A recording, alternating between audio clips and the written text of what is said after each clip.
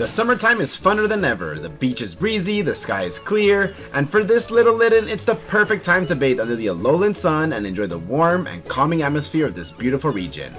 Until some careless kid steps on his precious tail, ruining the vibes. Now covered in sand, Litten pays back with a hot ember and goes on to restore its peaceful day. Litten knows its way around town, and with Alola's heartwarming culture of sharing and amity, Litten is friends with our favorite fruit vendor, Anella, who ever willingly shares some of her fresh fruits. One day, Litten again encounters Ash and Pikachu. It approaches them and starts bunting its head on Ash.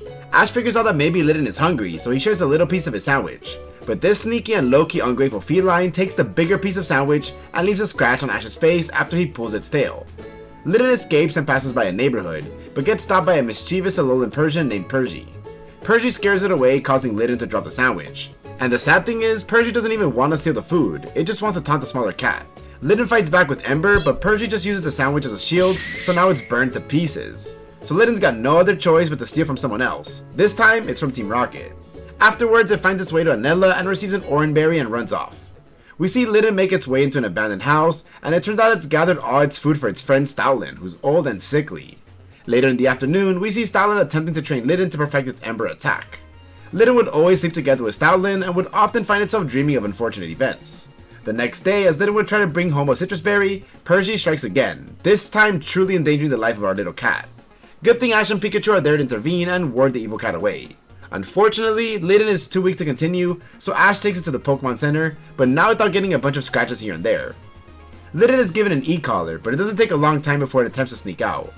Ash chases after it and eventually manages to grab a hold of it. So he takes Litten back home, takes off its e-collar and gives it comfort, and they fall asleep together. Later that night, Litten escapes and Ash follows it towards her secret lair. Ash meets Stoutland and apologizes for the late dinner. He then reveals to Litten that he initially wanted to catch it, but seeing the situation now, he realizes it's not the right thing to do. Moments later, Percy appears, threatening to attack everyone, so Pikachu and Litten work together to defeat the classic cat. Mid-battle, Litten masters its Ember attack and unleashes a powerful one, enough to cause Percy to run away in fear and shame. The next day, Ash brings Litten and Stoutland a whole bunch of food, but soon finds out that they've relocated. Sometime later, a gust of wind has Rowlet and Popplio floating into the air away from Ash and friends. They coincidentally land in Team Rocket's hideout, and Rowlet gets stuck in this ring device thing. But just as they're cornered, Litten comes to the rescue and defeats Meowth in a 1v1 scratch-off. So the three starter Pokemon travel around the town to escape from Team Rocket. They visit Stoutland in their new home under the bridge, and the old dog figures out that Ash is Rowlet's trainer. So Stoutland asks Litten if he could bring Rowlet and Popplio back to their trainers. They spend the entire afternoon walking, and for Rowlet's case bouncing, until Team Rocket catches them off guard. While in the cage, Litten pleads to them and tells them a sob story and agrees to join Team Rocket, which makes Meowth release them from their cage. Litten uses the opportunity to slice the net, and the three of them combine their powers to send Team Rocket blasting off. Popplio is especially impressed with Litten's coolness, and we see the feeling of admiration in the little sea lion's eyes. Rowlet and Popplio soon reunite with their trainers, and Litten returns to its home. Ash believes that he and Litten will meet again, and meeting again, they will. When Litten once again steals a piece of his food, Ash follows it back to its home and even shares with them some of his goods. There he witnesses Stoutland trying to teach Litten another new move, which looks like Fire Fang. The next day after classes are over, Ash is attacked by Team Rocket, but Litten quickly follows their plans. The poor cat pleadingly asks for Ash's help, which means that something bad has happened. Under the bridge, they find Stoutland in bad condition and having trouble breathing, so they instantly take it to the Pokemon Center. It's implied that although Stoutland's not hurt or sick, it's too old to perhaps continue its journey in this world. Nurse Joy thinks that Litten can sense what's coming. Later, Litten and Stoutland escape from the Pokemon Center and decide to return to their home. They try to practice their Fire Fang once more and spend their final night together. Litten dreams about Stoutland fading into nothingness, and when it awakens, Stoutland is no longer around. Litten tries to find its friend around town, but to no avail. The last leaf has fallen, signaling Stoutland's departure from this world. Litten lets out a loud, longing cry into the dark, rainy sky before deciding to sleep in Stoutland's old spot, perhaps to temporarily escape from his grief. Being the caring person that he is, Ash delivers Litten some goods given by Anella and says that it can visit her anytime. Even Meowth passes by and tells her that it can talk to him anytime, hoping to lend some words of encouragement, Pokemon to Pokemon, cat to cat.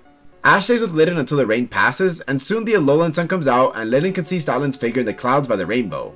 Ash then proposes to Litten if it'd like to join him so they can perfect their Fire Fang together.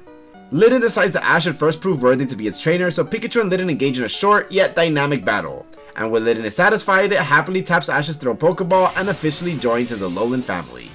As one journey ends, another begins. With Ash, Litten's journey is nothing short of fun. It is immediately welcomed by Ash's friends and begins training with them. One day while training, they encounter an angry Sandygast who has lost its shovel, thanks to Rockruff. Then when Rotom pokes fun and accesses his new shovel, Sandygast is infuriated even more, so much that it evolves into this giant Palossand. So now, Ash and Litten find themselves trapped inside Palossand with little hope to escape. And what's worse, Palossand also begins absorbing Litten's life force. Ash and his friends try thinking of every possible way for them to escape, until Snowy freezes the entirety of Palossand. While this is happening, Ash and Litten cuddle together to share their warmth, and as Palossand completely freezes, Litten masters Fire Fang to break open a window, allowing them to escape, and Palossand's shovel is returned thereafter. Later on, Delia visits Ash for their school's open house exhibit. She instantly grows fond of Litten and starts calling it Liddy. At first, Litten is frightened when Delia grabs it, but she's great at petting at the right spot, which soothes and calms Litten right away. Delia carries Litten on her arms all throughout the open house, so when Team Skull invades the event, she commands an initially hesitant Litten to battle them. These two make a great duo, and when Ash steps in, Delia and Litten tag team with Ash and Pikachu and Rockruff and send Team Skull dashing off. After the open house, Delia jokingly asks if Litten wants to follow her back to Kanto, which freaks out the kitten. In terms of serious battles, Litten's true debut under Ash's wing was against a Totem Lurantis in the lush jungle. Litten is called to battle most likely for its type advantage, and at first, it does a great job at dealing with Lurantis as Fire Fang lands a direct mark before Litten dodges a powerful Solar Blade. But when Lurantis calls for its allied Castform, the tides turn against Litten's favor, as Sunny Day causes Lurantis' Solar Blade to charge even faster. Furthermore, Castform also knows Water Gun, which does not make Litten happy. Litten is assisted by Rowlet in this double battle, where they double in on Castform. Lurantis retaliates with Petal Blizzard, and Castform directs its Water Gun onto Litten. But Rowlet heroically takes the attack and tackles Castform to its demise. With Sunny Day finally ending, Lurantis takes a long time charging its Solar Blade, giving Ash and Litten the opening to unleash a deadly Breakneck Blitz, ending the Totem Pokemon. With that, Lurantis awards a Gracium Z, and little did Ash know that this was all part of Olivia's trial for him. And since he passed, he cannot have a grand trial with the Island Kahuna, but Litten did not participate in that, so let's just move on. Yeah, the grand trials were never Litten's thing, but one place where the Firecat seeks to shine is the Battle Royal Dome. One day Ash and Litten are watching a Battle Royal, where the Masked Royal and his Incineroar defeat 3 opponents all by themselves. While watching this battle, Litten is unusually pumped. The Masked Royal announces that there will be a special event tomorrow where trainers can challenge him and Incineroar. The day soon comes and Ash and his friends are there to watch the Battle Royal, and hopefully get picked to become the Masked Royal's opponents. Good for them, Litten suddenly runs up the stage and right in front of Incineroar seemingly wanting to have a battle. So Kukui, the Masked Royal, accepts Litten's battle proposal and invites Ash's friends in the arena, which means Kiawe and Sophocles find themselves battling the Masked Royal as well. Litten, Marowak, and Charjabug all direct their attacks at Incineroar, but it easily blocks them all and remains unfazed. Incineroar then retaliates with Darkest Lariat, taking out both Marowak and Charjabug, but Litten endures the attack and remains standing.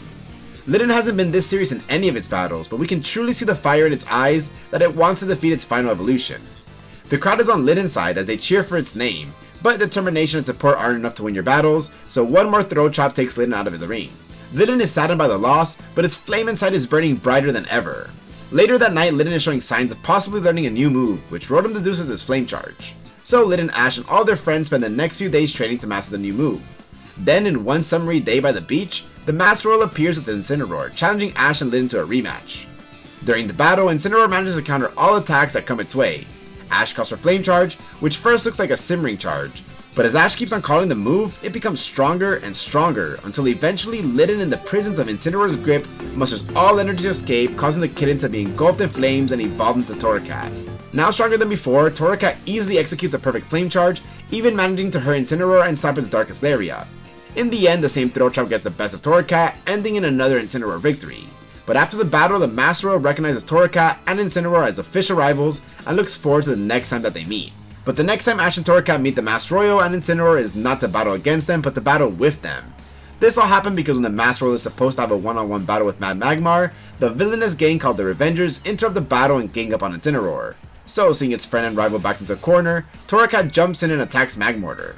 This frustrates the Revengers and they challenge them to an official 2v2 tag team battle. It's Mad Magmar's Magmortar and Mr. Electric's Electivire versus Master Royal's Incineroar and Ash Royal's Torracat. Throughout the battle, the Revengers still try to cheat their ways to victory, but as the old saying goes, cheaters never win, so Torracat poetically learns revenge mid-battle and takes out both Magmortar and Electivire. It then tags out, allowing Incineroar to finish off the rest of the Pokemon. It's the ultimate tag team of the series, and Ash and Torracat further cement their names in the world. Besides being a star in the Battle Royal Dome, Torracat also helps out in the missions of capturing Ultra Beasts as a member of the Ultra Guardians. It soon culminates in Torracat joining the entire Alola to share the light to Necrozma so it could return to its normal form, ultimately restoring life in Poipol's world. With Ash and friends, Torracat has come a long way since they first met. They've trained together and grew stronger and stronger each day.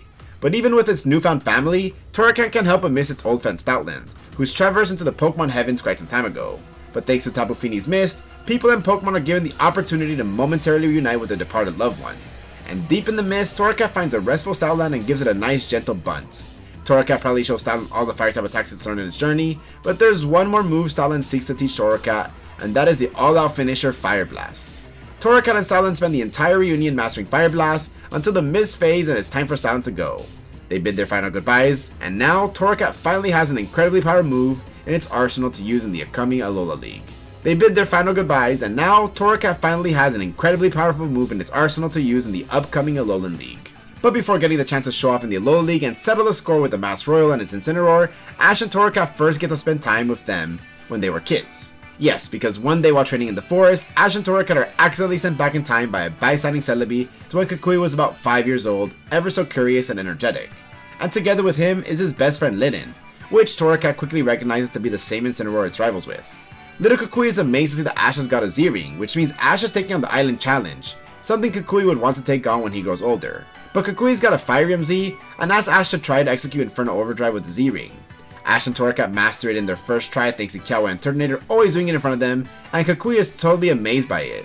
Kukui calls Ash the nickname Move Kahuna for his flawless execution of the move and challenges him to a battle.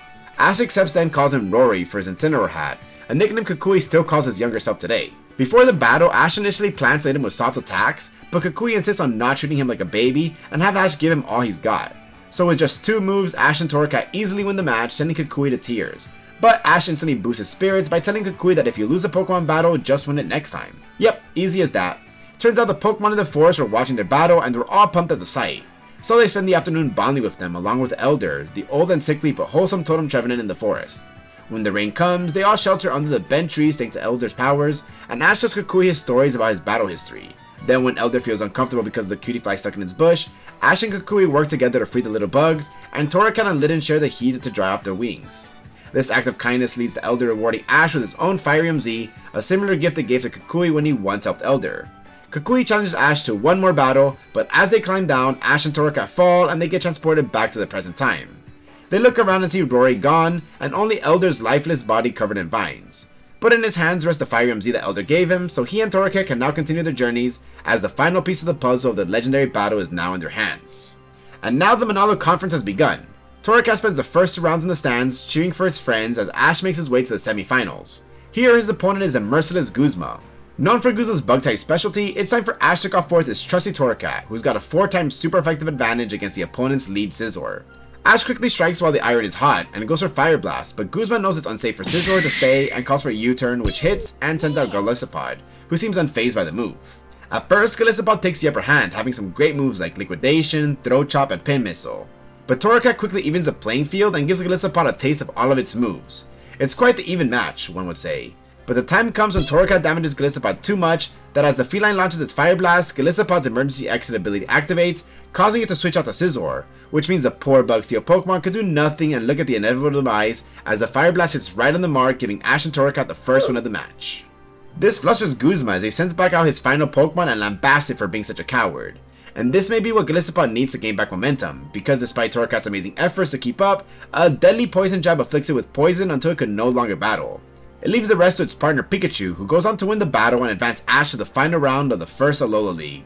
This is the battle which Torracat sits out, saving his last hurrah for the actual final battle of the Alola League. When Ash beats Gladion in the finale, he is given the prestigious opportunity of battling the Masked Royal, who is revealed to be just like Rory in the skies. Both Ash and Kukui know exactly what to do to start their battle. They call for Torracat and Incineroar, igniting the battle with a blazing ceremony. Torracat's bell chimes a sound that signals its flame power is getting stronger and that it can't wait for its battle to commence. Meanwhile, Incineroar knows it's got a reputation to hold and would refuse to let its guard down. In classic Ash fashion, he begins by commanding Torracat to go for Flame Charge to give it speed advantage in the battle. But Kukui uses the opportunity to set up Incineroar's attack and defense with Bulk Up. Torracat goes for Flame Charge again, and with significantly higher speed now, it manages to avoid the incoming Darkest Lariat.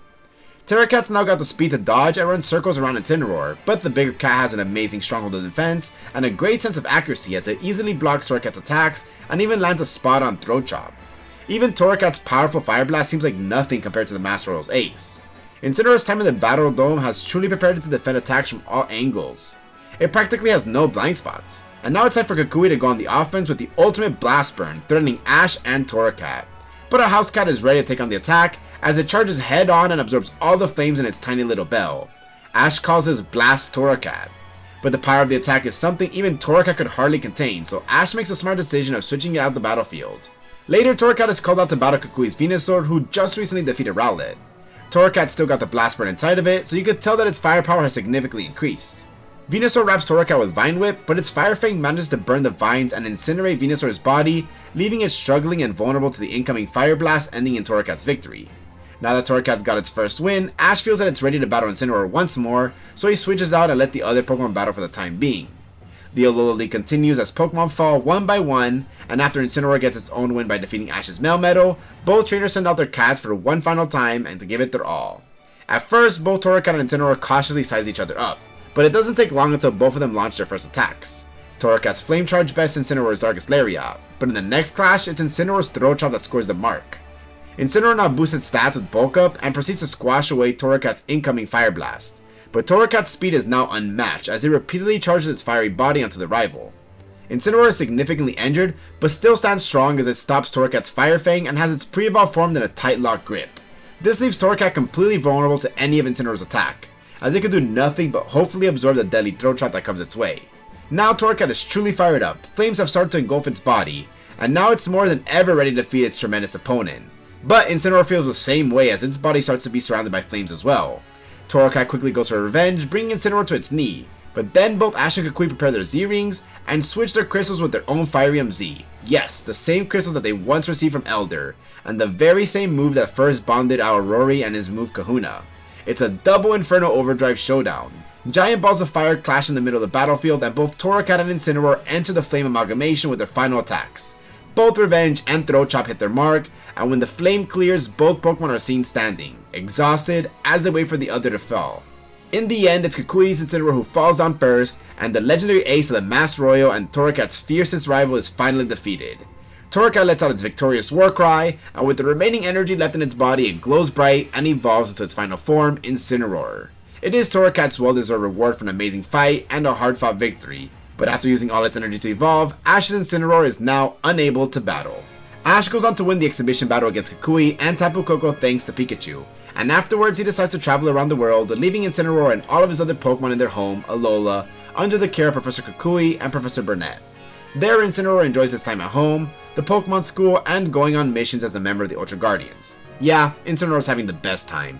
Here comes Pokemon Journeys, where we see Incineroar 4 more times on our screens. When Ash first returns to Alola, Incineroar and the others excitedly greet him with a big cuddly hug. They're even excited to see Go, Rabu, and Sobble. Despite getting the Dark type upon evolution, we can see that Incineroar's actually become more jolly and cheerful as its quieter, more edgier side seems to have disappeared. Incineroar then appears once more during Moan's welcome party, just before Ash takes on the Master's 8. As usual, Incineroar likes its Pokemon food, and it probably has the biggest portion of them all. Incineroar then spends the afternoon hanging out with Ash's new Pokemon, and this scene perhaps foreshadows Gengar's future affinity with Ash's other fire types.